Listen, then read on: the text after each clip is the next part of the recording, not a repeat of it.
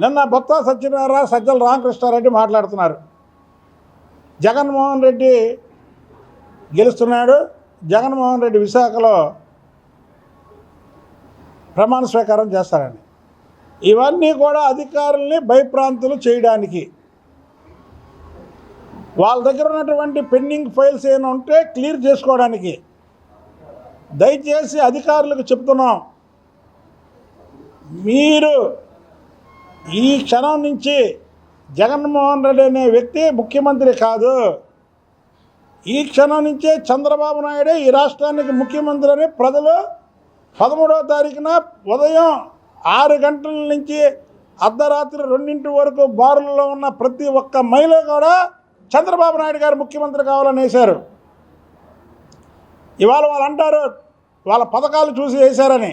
కాదు, సూపర్ 6 అని ఏదైతే పథకాలు పెట్టాడో చంద్రబాబు గారు, అలాగే పవన్ కళ్యాణ్ గారు, ఆ సూపర్ 6 చూసి ఓట్లేశారు.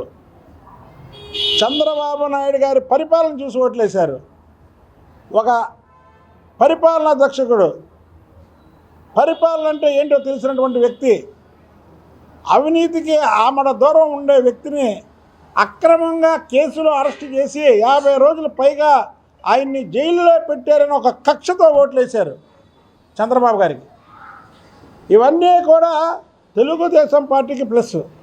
ఇంకో విషయం చెప్తున్నా, చంద్రబాబు నాయుడు గారు బీ ఫారం ఇచ్చిన వాళ్ళు కొంతమంది చంద్రబాబు నాయుడు గారికి నేను గిఫ్ట్ ఇస్తాను అంటున్నారు. తప్పు.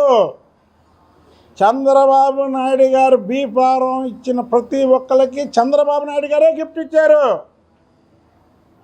సైకిల్ మీద గుద్దే ప్రతి ఒక్క ఓటు చంద్రబాబు నాయకత్వాన్ని నమ్మి వేసిన వాళ్ళే, మళ్ళా నమ్మి కాదు.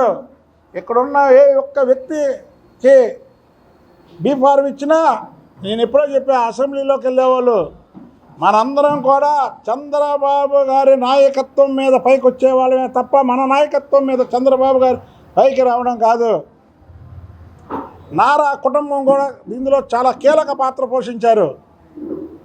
ఈ రాక్షస పరిపాలన అంతమొందించడం కోసం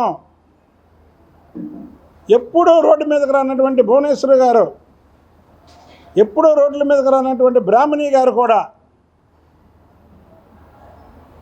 రోడ్ల మీదకి వచ్చి దాదాపు సంవత్సరం కాలం పైగా ప్రజల మధ్యలో ఉండి పార్టీని చాలా బలోపేతం చేసినటువంటి కుటుంబం అది. ఎప్పుడైతే జగన్మోహన్ రెడ్డికి 151 సీట్లు వచ్చినాయో తెలుగుదేశం పార్టీ పని అయిపోయింది, ఇంక తెలుగుదేశం పార్టీ ఏముంది అని ఈ పార్టీలో అనిపించిన నాయకులే చాలామంది బయటికి పోయారు. కానీ ధర్మం గొప్పది. చంద్రబాబు నాయుడు గారి నిజాయితీ గొప్పది. ఆయన వంటి చేత్తో ఆయన కుటుంబం కూడా ఈసారి ఎప్పుడూ చంద్రబాబు నాయుడు గారే ఈ రాష్ట్రం గురించి పోరాటం చేసేవాడు.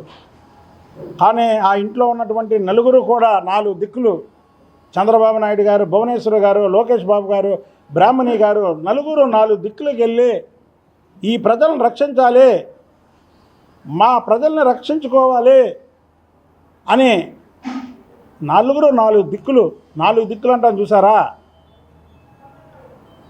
ఆ 4 దిక్కులకు వెళ్ళి ప్రజలకు వివరించి ఇవాళ పార్టీని నిలబెట్టడం కోసం కాదు, వాళ్ళు పార్టీ అయిపోయిందని పారిపోయిన వాళ్ళ గురించి కాదు, రాష్ట్రాన్ని బాగు చేయడం కోసం. ఏదైతే ఎన్టీ రామారావు గారి దగ్గర నుంచి చంద్రబాబు నాయుడు గారి వరకు ఈ రాష్ట్ర ప్రజలు బ్రహ్మరథం పట్టారో, ఈ రాష్ట్రంలో చంద్రబాబు నాయుడు గారికి దేశ విదేశాల కీర్తి ప్రతిష్టలు పెంచారో, ఆ ప్రజల్లో పాడవకూడదు, ఈ ప్రజల్ని మేము బాగు చేయాలనే ఒకే ఒక ఉద్దేశంతో ఆ నలుగురు కూడా 4 దిక్కులుగా వెళ్ళారు. ఇవాళ ఈ విజయానికి తెలుగుదేశం పార్టీ ఎంత బలంగా ఉండడానికి మాత్రం వాళ్ళ కుటుంబ సభ్యులే కారణం. చంద్రబాబు నాయుడు గారు, భువనేశ్వరి గారు, లోకేష్ బాబు గారు, బ్రాహ్మణి గారు.